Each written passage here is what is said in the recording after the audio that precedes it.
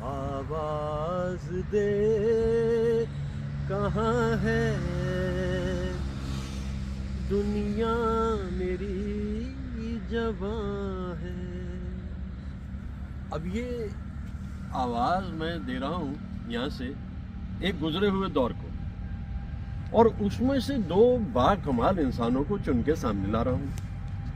और संगीतकार नौशाद साहब और गायक मोहम्मद रफ़ी साहब, जिनके कुछ गीतों का जिक्र मैं करूँगा अभी, क्योंकि ये महज इत्तेफाक है कि 24 दिसंबर रफ़ी साहब की सालगिरह है और 25 दिसंबर नौशाद साहब की सालगिरह है, तो हमें कुछ उनके बारे में ज़रूर याद करना चाहिए। मैं तो वैसे लगातार ही याद करता रहता हूँ। सुहानी रात ढल चुकी, ना जाने तुम कब आओगे। रात के ढलते ढलते ये ख्याल होने लगता है कि अब आमद होगी नहीं, और ये जो शबे इंतज़ार के चिराग थे ये बुझने शुरू हो गए हैं, अब आमद होगी नहीं। ये गीत भी मोहम्मद रफ़ी साहब ने जिस अंदाज में गाया, नौशाद साहब ने इसकी धुन बनाई। कमाल इस बात का ये रहा कि ऑर्केस्ट्राइजेशन में नौशाद साहब ने कहा भाई इसमें ट्रम्पेट बजेगा, और ट्रम्पेट बजाने के लिए वहाँ मौजूद हैं पंडित राम प्रसाद शर्मा जी, और पंडित राम प्रसाद शर्मा जी ने इसमें क्या खूबसूरत ट्रम्पेट बजाया।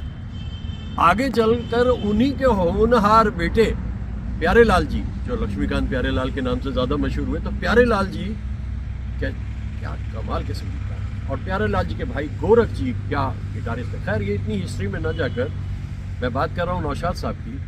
नौशाद साहब नए नए इंस्ट्रूमेंट पे बड़ा ध्यान देते थे। जब HS रवेल ने कहा कि मैं एक बड़ी मोहब्बत से भरी हुई फिल्म बनाने जा रहा हूँ, सोशल रोमांस है वो, मेरे महबूब 1962, साधना मौजूद है, राजेंद्र कुमार मौजूद है, स्टोरी लाइन बड़ी कमाल की है, अशोक कुमार और निम्मी भी है और जॉनी वॉकर भी है।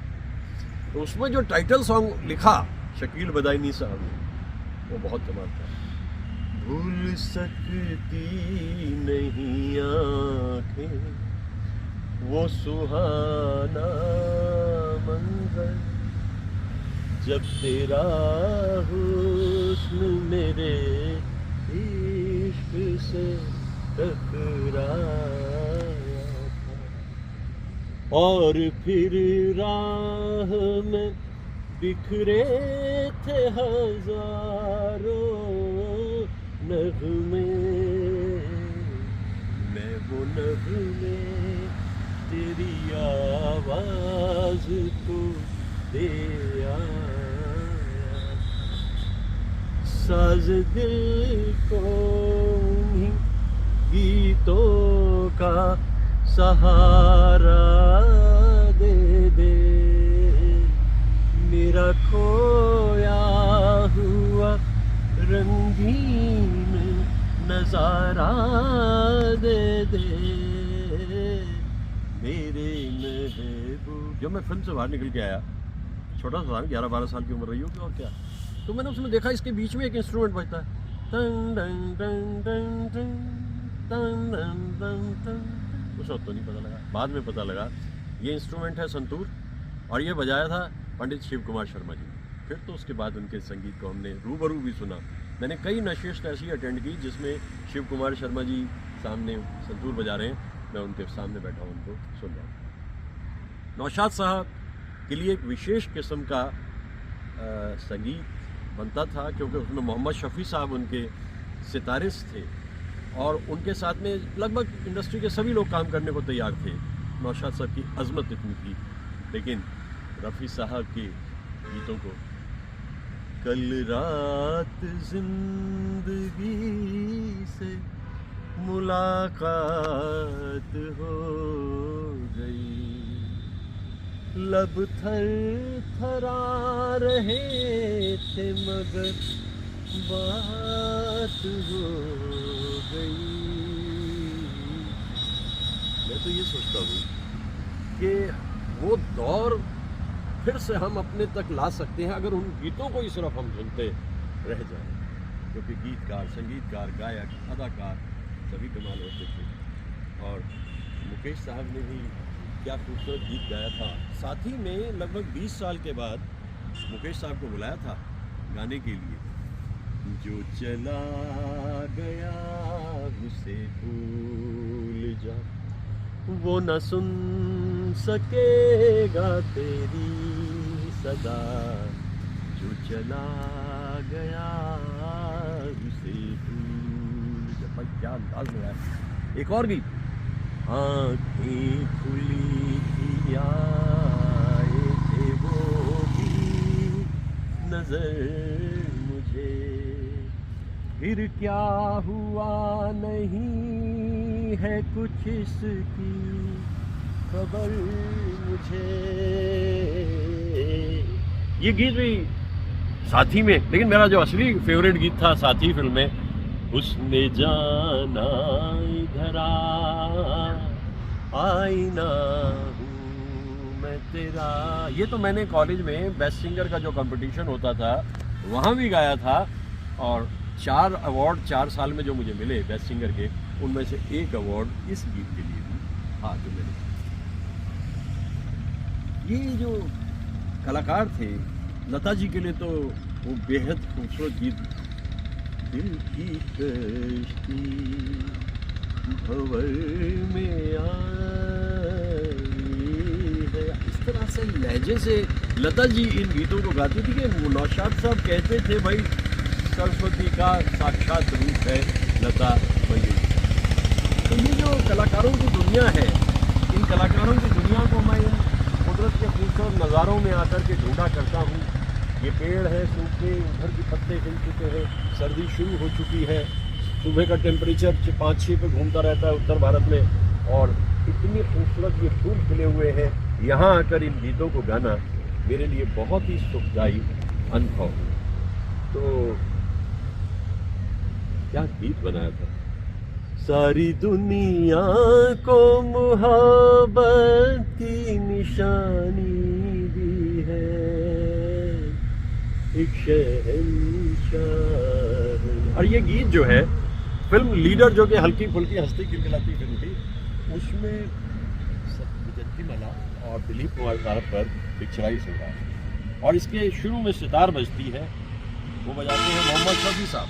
मोहम्मद शफी साहब सितार बजाते हैं, और मिलिंद जी जलन तरंग बजाते हैं, और शिव कुमार शर्मा जी इसमें संतूर बजाते हैं। और ऐसा खूबसूरत गीत ताजमहल पे बन जाता है कि शकील साहब की जो सोच है, सारी दुनिया को मोहब्बत की निशानी दी है। आखिर में भी जाकर के जो ताजमहल पे गाना बनाया उन्होंने, मुमताज तुझे देखा जब ताज देखा, ऐसा दर्दीला गीत हरिहरन ने गाया इसको। तो तय हुआ कि के.एल. सहगल साहब के लिए गाना बनाया जब दिल ही टूट गया, और हरिहरन के लिए गाना बनाया उन्होंने ये मुमताज़ तुझे देखा। और इस बीच में कम से कम 60 बरस बीत गए, एक कोना उधर सहगल साहब का, एक कोना इधर हरिहरन का। और क्या गीत बनाए भाई नौशाद साहब ने। अच्छी तरह शायरी भी करते थे, इसलिए शायरी को समझते भी। शकील बदानी तो उनके फेवरेट थे, लेकिन मजरूर सुल्तानपुरी के साथ भी उनका काम अंदाज फिल्म से ही बहुत ही दिलकश अंदाज में शुरू हो गया था।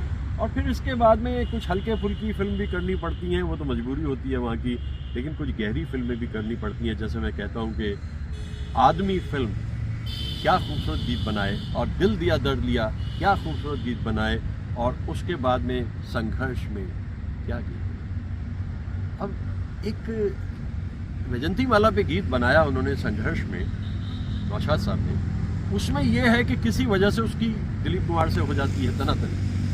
तो वहाँ पे एक गीत है, तस्वीरें मोहब्बत थी जिसमें हमने वो शीशा तोड़ दिया तोड़ दिया तोड़ दिया, हंस हंस के जीना सीख लिया, घुट घुट के मरना छोड़ दिया। ये दरअसल इंसान को खुद भी अपने पे लागू करना चाहिए, क्योंकि आप कभी किसी से रिमोट ऑपरेटेड तरीके से टॉय की तरह से ना जिए। आपका अपना वजूद है, आपकी शख्सियत है, आपकी हस्ती है, उस हस्ती का पूरा इस्तेमाल कीजिए। और अगर कोई दबाव की कोशिश करता है, stay away from there, get away from there, जैसे इस गाने में दिखाई देता है। क्या फिल्म बनाई थी संघर्ष, क्यों चली आती हो मुन्नी, क्यों चली आती, कोई दुख है, कोई धन है। हाँ हाँ दिलीप कुमार साहब, आपकी तो डायलॉग डिलीवरी को जब मैं सुनता हूँ तो मैं सोच रहा दिल ने बहुत धोखे दिए हैं, आजकल दिमाग से काम लिया करता, दिल दिया दर्द। और आदमी का जो किरदार दिलीप साहब निभाया उसको उभारने में, पहुँचा हुआ नहीं दूर जहाँ, भगवान भी मेरी निगाहों से आज पुरानी राहों से कोई मुझे आवाज न, दर्द में डूबे गीत न दे, हम कस सकता साज न दे। दरअसल वो बहुत पक्के थे अपनी बात के। मोहम्मद रफ़ी साहब पे तो जान कुर्बान थी नौशाद साहब की, लेकिन बाकी सिंगर्स पे चाहे वो तलत महमूद हैं, किशोर कुमार हैं, मन्ना दा हैं, उन पे वो ज़्यादा ध्यान नहीं देते थे नौशाद साहब। बस और लता मंगेशकर इधर और वो रफ़ी साहब जैसे भी थे, उनकी अपनी सोच और जो गीत वो बना गए नौशाद साहब, और एक अच्छी खासी उम्र जीने के बाद वो समझ गए कि संगीत का मिजाज बदल चुका है, और इस बदलते मिजाज के अंदर उस दौर को ढूंढना मुमकिन नहीं। ना वो साजिंदे रहे, ना वो लोग रहे, ना वो सोच रही, और ना वो शायर रहे, क्योंकि शकील बदायूनी साहब की डेथ बहुत जल्दी हो गई थी और सिर्फ 52-53 साल की उम्र में वो चले गए थे। और उसके बाद फिल्म्स का मिजाज भी चेंज हुआ। मजरूह साहब ने बड़े अच्छे गीत उनके लिए लिखे, लेकिन नौशाद साहब जानते थे कि इट्स टाइम टू पैकअप। और समझदार वही इंसान है जिसे मालूम है कि जब उसका काम अब लगभग पूरा हो चुका है, पैकअप, यहाँ से आप अपने काम को ख़त्म कीजिए। देखिए, एक रेलिवेंस है, एक समय है, उस समय में आपका उरूज है, आपकी हस्ती है, और वो समय बीत जाता है तो फिर उसके पास में वो बात रहती है।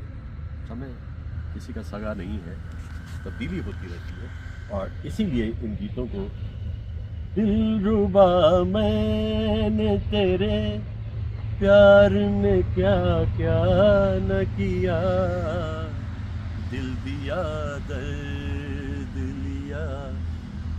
दिल दे के दर्द लेना और उसके बाद दर्द के साथ जीना कोई आसान काम तो है नहीं, लेकिन अब ज़िंदगी आपको वहाँ ला करके छोड़ देती है जहाँ से आगे के रास्ते आपको चुनने होते हैं। आपके संगी साथी, वो जिन पे आप उम्मीदें करके चलते हैं, वो आपका साथ छोड़कर निकल जाते हैं, और फिर आप वहाँ एक नए तरीक़े से अवतार लेते हैं अपना, और ज़िंदगी को तबाह और बर्बाद नहीं होने देते, आप चलते रहते हैं। ऐसे ही गीतों को मैं याद करता हूँ, और ख़ास तौर से गंगा जमुना उनकी बड़ी पॉपुलर फिल्म थी। गंगा जमुना के गीत भी बड़े ढंग से उन्होंने बनाए, बड़े खूबसूरत अंदाज में बनाए। सावन आए या ना आए, या जब झूमे सावन है, ये गंगा जमुना का गीत नहीं है, लेकिन इन पौधों को, पेड़ों को, फलों को, फूलों को देख के मैं कहता हूँ, जिया जब झूमे सावन, सावन का इंतज़ार करने की ज़रूरत क्या है। मन में खिला रहे बसंत, जीवन में खुशियाँ अनंत, और मन उड़ता है एक पतंग की तरह, जागती है तरंग उमंग, और जीना अच्छा लगता है, बस यूँ, बस यूँ।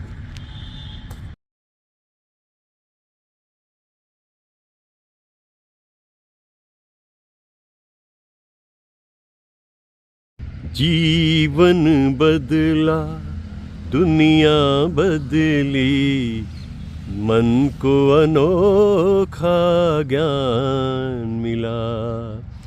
आज मुझे अपने ही दिल में एक नया इंसान मिला।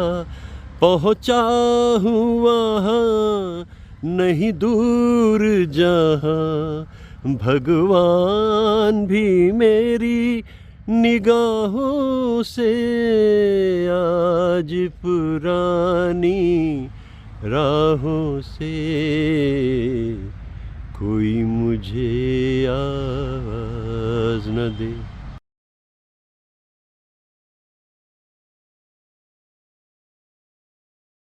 ओ मत वाले राही तुझको मंजिल नई पुकारे, किसको खबर है इन राहों पर कौन कहाँ मिल जाए।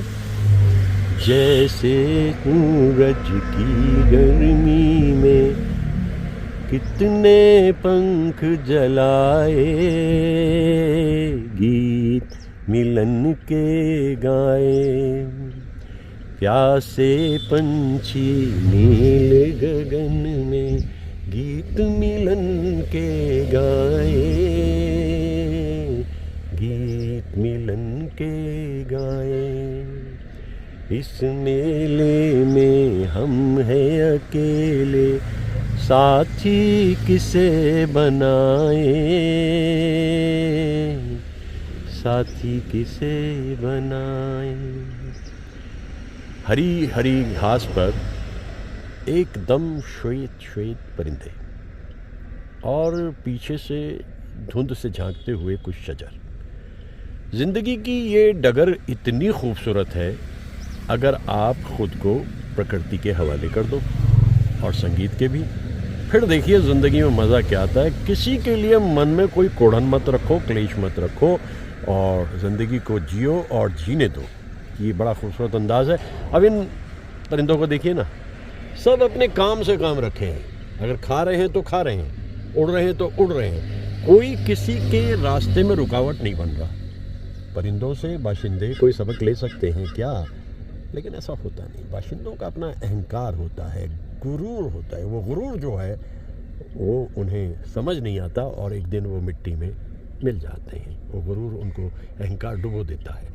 ज़िंदगी को जितनी सादगी से आप जिएंगे, ज़िंदगी उतना ही आपका साथ देगी। इन परिंदों को देखिए, दिन शुरू होता है, शाम होती है, रात होती है, उड़ जाते हैं, बैठ जाते हैं। काश इंसान इनसे कोई सबक ले सके, लेकिन लेगा नहीं, ये भी मेरा यकीन है। क्योंकि जहाँ दुनिया पहुँच चुकी है वहाँ से वो जल्दी से लौटेगी नहीं, क्योंकि उनकी दुनिया का रंग ढंग इतना बदल चुका है। ये दरअसल एक ख़ास बात ये है कि इनमें को एग्जिस्टेंस है। ये परिंदों के बीच में कुछ मोर भी घूम रहे हैं और उनका रंग जो है वो स्याह है। लेकिन परिंदा नगरी में रंग कोई मायना नहीं रखता। अगर आपके दिल में खुलूस है तो आ जाइए, और अगर आप हमजोली बनना चाहते हैं, हम टोली बनना चाहते हैं तो आपका स्वागत है। लेकिन पहले अहंकार को खत्म करो। देखिए मोर इतने खूबसूरत होते हैं और इनकी अपनी एक छटा अलग ही होती है, ये देखिए। लेकिन ये भी इनके साथ में ऐसे मिल जाते हैं कि अपने रूप का कोई बखान इनके सामने करते हैं। ये दुनिया बड़ी खूबसूरत है और मैं अक्सर यहाँ जब भी इनको देखता हूँ मन प्रफुल्लित हो जाता है मेरा इनको देखकर।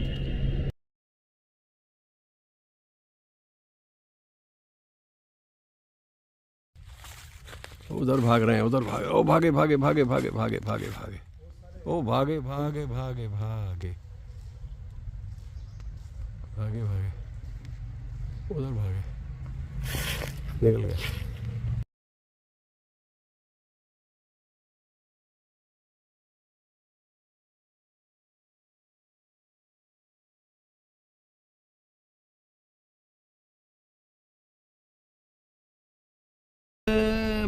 बचपन में ये सुना करता था बगुला भगत। बगुला भगत का मतलब आराम से समाधि में रहता है, ये पानी में, जल में, और अचानक इसे कोई मछली दिखती है ना तो बस जी ये उसको एकदम से पकड़ लेता है। ये बगुला भगत है और ये एक टर्म भी है। इस दुनिया में भी बहुत से बगुले भगत होते हैं। आप उन पर यकीन कर बैठते हैं और अचानक जहाँ मौका लगा ये मारी चोंच और ले गए खींच कर जो चाहते थे वो। तो ये बगुला भगत दिखाई दे रहे हैं मुझे इस वक्त यहाँ जल में। इनकी दिक्कत यह है कि इस वक्त दूर तक भी इन्हें कोई, ओ भाई क्या सिलसिला है, मछली नहीं दिखाई दे रही तो दुखी मत हो, तुम्हारा शिकार अपने आप चल के तुम्हारे पास आ जाएगा। और ये देखिए क्या पोज बनाया, क्योंकि उसने देखना शुरू कर दिया कि मैं वीडियो बना रहा हूँ। तो ये देखिए अपने उसके पोस्चर्स बदलते चले जा रहे हैं, कभी यूँ कभी, यानी जानवरों को भी देखा जाए, परिंदों चरिंदों को भी अपनी तस्वीरें खिंचाने का बहुत शौक़ होता है। अब क्या उड़ान लेने के मूड में है भाई, क्या ख्याल है? वो तेरी मर्जी। आहा, लेकिन सुंदर बहुत दिख रहा है।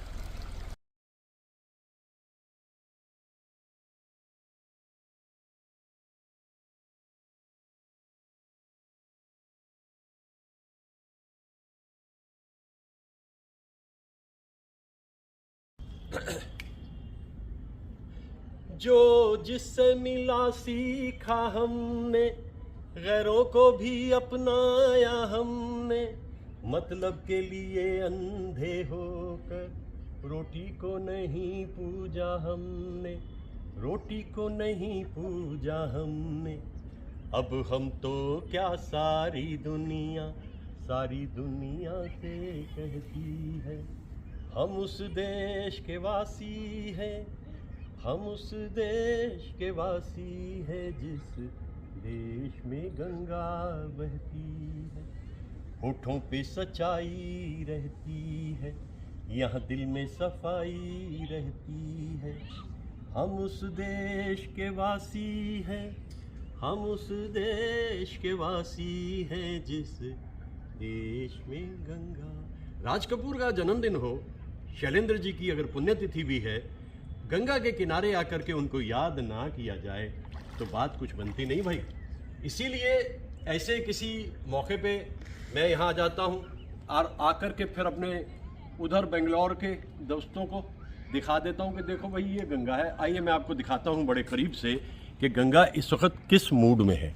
गंगा इस वक्त बहुत ही खूबसूरत मूड में है और इतनी साफ शफाफ गंगा कभी पूरे बरस में नहीं होती जैसी इन दिनों दिख रही है। देखिए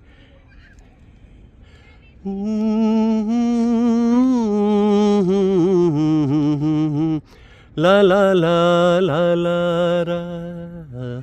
और भी बहुत कुछ कहता रहूँ और कहूँगा आगे भी, लेकिन फिर भी ये जगह बड़ी सुंदर है, खूबसूरत सी जगह है और मैं याद कर रहा हूँ।